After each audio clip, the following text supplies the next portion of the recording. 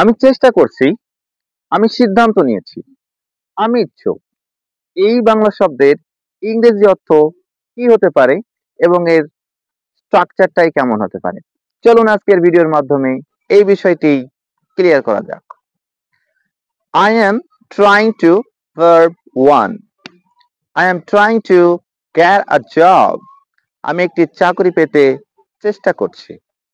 I'm trying to understand the matter. আমি বিষয়টি বুঝতে চেষ্টা করছি। I have decided to plus verb 1. I have decided to help you. আমি তোমাকে সাহায্য করার সিদ্ধান্ত নিয়েছি।